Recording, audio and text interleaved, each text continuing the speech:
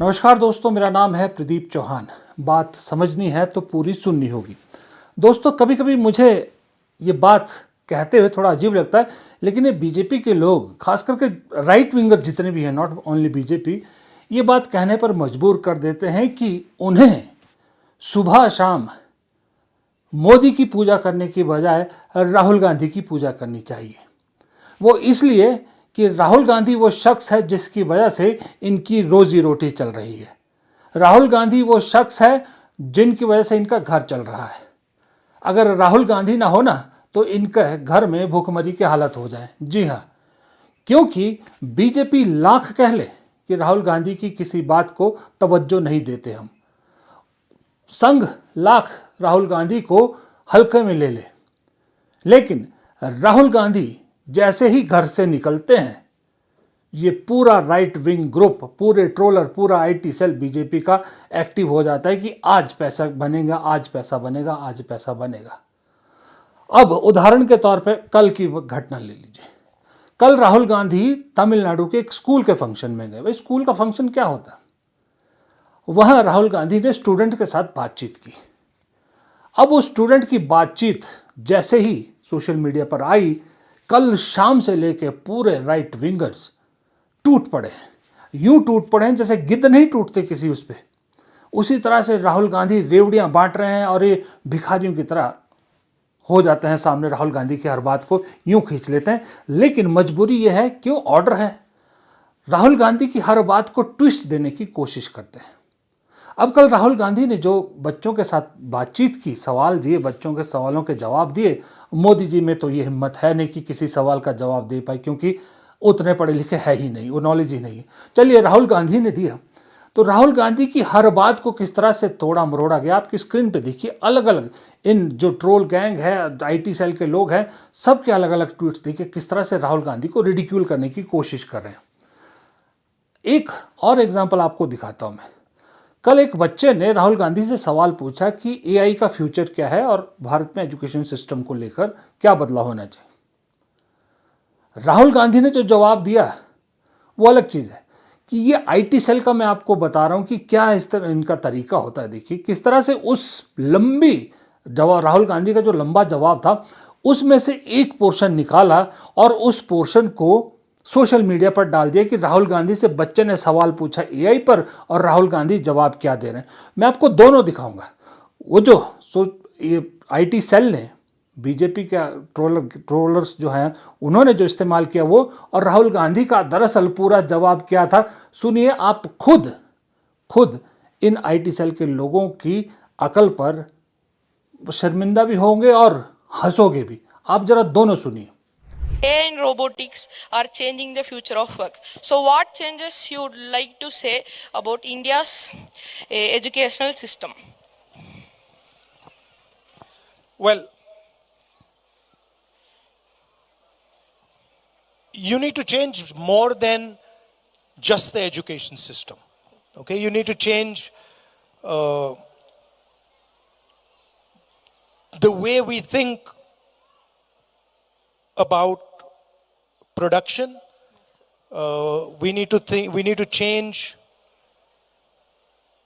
the focus that we have, I believe, and focus much more on production and on manufacturing.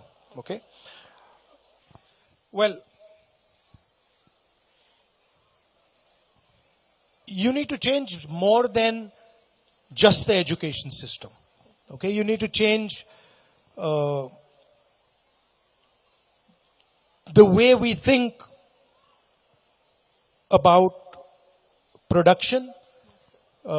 We need to change the focus that we have, I believe, and focus much more on production and on manufacturing. Okay? We've done pretty well in the IT space. You must have heard all the success that we've had in software engineering, Infosys. But this industry is now going to run into trouble.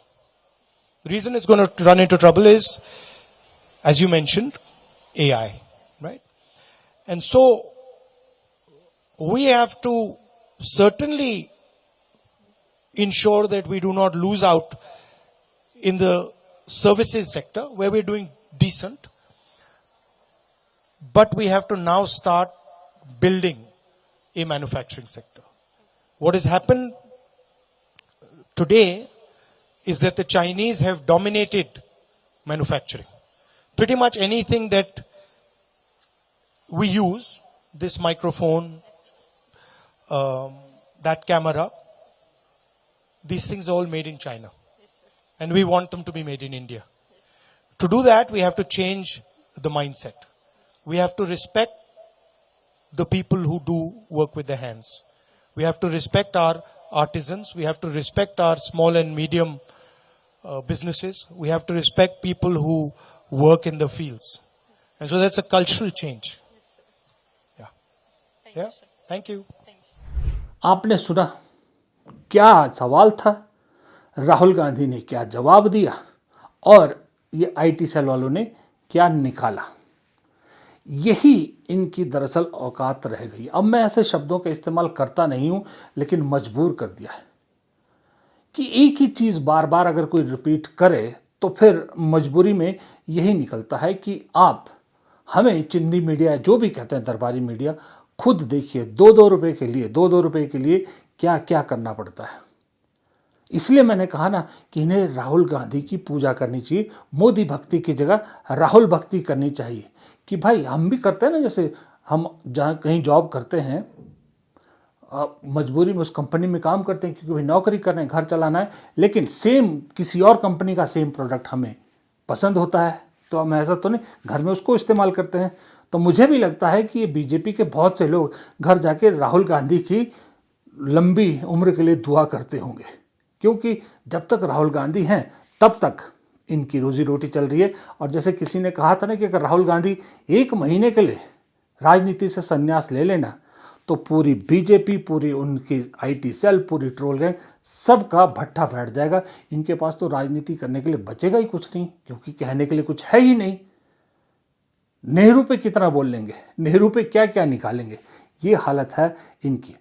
अब ये राहुल गांधी से डर की वजह मैंने आपको कल बताई थी कि एक तो ये है कि किसी भी हालत में इस देश में ये मैसेज नहीं जाने देना चाहते कि पढ़े लिखे शख्स में और कम पढ़े लिखे शख्स में क्या फ़र्क होता है।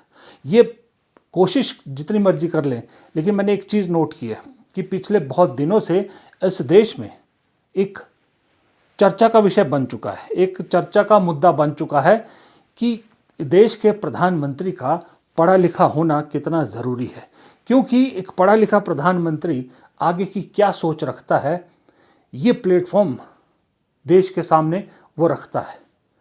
यहाँ तो 12 साल से मात्र 2047 विकसित भारत, 2047 विकसित भारत, 5वें नंबर की अर्थव्यवस्था, 4थे नंबर की अर्थव्यवस्था, यही बेचा जा रहा है।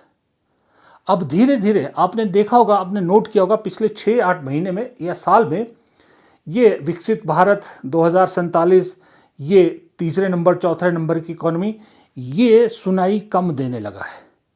ये अब कम बेचा जाता है। अब क्या बेचा जा रहा है? हिंदू राष्ट्र, हिंदुत्व खतरे में, हिंदू खतरे में, बांग्लादेश में हिंदू, पाकिस्तान के हिंदू, फलाना ढिमका, अब ये सब चल रहा है। मोदी जी तो मंदिर मंदिर आपको मालूम ही है, भटकते ही हैं। मोदी जी के लिए कोई नई बात नहीं है। लेकिन जैसे ही बात शिक्षा की आती है, जैसे ही बात पढ़े लिखे की आती है, जैसे ही बात फ्यूचरिस्टिक सोच की आती है, जैसे ही बात विजन की आती है, वहाँ पर क्या होता है? वहाँ ठन ठन गोपाल, कुछ नहीं। यही प्रधानमंत्री गृह मंत्री को, अपने ही गृह मंत्री अमित शाह को क्या कहते होंगे? क्योंकि अमित शाह जहाँ जाते हैं, बिहार में गए तो घुसपैठिए घुसेड़ दीजिए, झारखंड में गए हेमंत सोरेन की वजह से घुसपैठिए आ गए, विदेश के लोग वहाँ के बस गए। आजकल बंगाल जा रहे हैं तो ममता बनर्जी ने बंगाल के बॉर्डर खोल रखे हैं बांग्लादेशियों के लिए। इतना तो कोई पढ़ा लिखा आदमी भी समझ सकता है कि भाई सब सुरक्षा बल, सेना समेत आपके अंडर है, आप होम मिनिस्टर हो। कोई स्टेट गवर्नमेंट बॉर्डर कैसे खोल सकती है? अगर कोई घुसपैठ हो रही है तो उसके जिम्मेदार शाह साहब आप हैं। ये बात हम कह रहे हैं, लेकिन 2014 से पहले मोदी जी खुद चिल्ला चिल्ला कर ये बात कहा करते थे कि मैं जानता हूं, मैं सरकार में हूं, प्रधानमंत्री से पूछना चाहता हूं, सेना आपके पास है, सीआरपीएफ आपके पास है, तो इस देश में आतंकवादी कैसे घुस जाते हैं, घुसपैठिए कैसे घुस जाते हैं। ये मैं तो नहीं चिल्ला चिल्ला के कह रहा था, ना आप कह रहे थे। कौन कहता था? मोदी जी कहते थे ना। अब उन्हीं मोदी जी को झूठा साबित करने पर तुले हैं गृह मंत्री अमित शाह।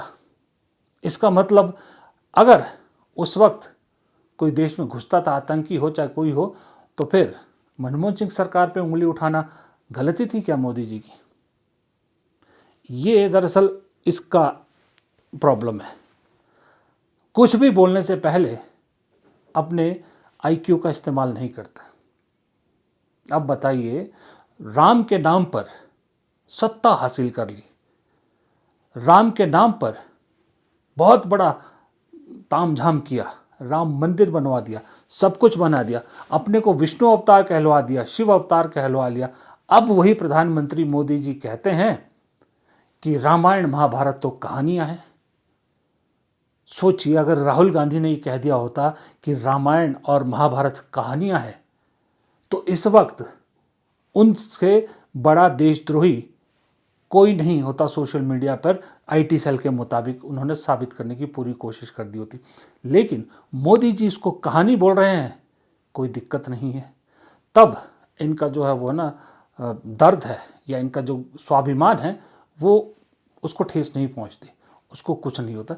दरअसल ना हिंदू खतरे में है, ना दरअसल मुसलमान खतरे में है, ना हिंदू राष्ट्र बनने वाला है, ना ये देश जो है वो बहुत बड़ी सुपर पावर बनने वाला है, ना मोदी जी विश्व गुरु हैं।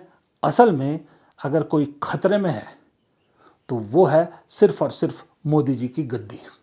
क्योंकि जिस दिन इस देश की जनता ने सवाल पूछने सीख लिए ना, वो सवाल पूछने से बहुत लोगों की गद्दी हिल जाएगी। और इस देश ने तो देखा है भाई, 2014 से पहले अच्छी खासी मनमोहन सिंह की सरकार चल रही थी ना 11 तक, एक आदमी ने इस देश को उल्लू बनाया जिसका नाम था अन्ना हड़जड़े। हड़जड़े मैं इसको बोलता हूं कि उसकी जड़ें कुछ है ही नहीं। उस आदमी ने इस देश को बेवकूफ बनाया और इस देश को एक ऐसे मुद्दे पर इकट्ठा कर दिया कि लोगों ने सरकार से सवाल पूछने शुरू कर दिए। वो सरकार जिसका मुखिया ईमानदारी की मिसाल थी, उसके बावजूद जब जनता ने सवाल पूछे तो वो सरकार हिल गई। इतनी मजबूत सरकार हिल गई तो ये वाली सरकार तो सब ताश के पत्तों की तरह हवा में है। कोई जोर से फूंक भी मार देगा ना तो गिर जाएगी।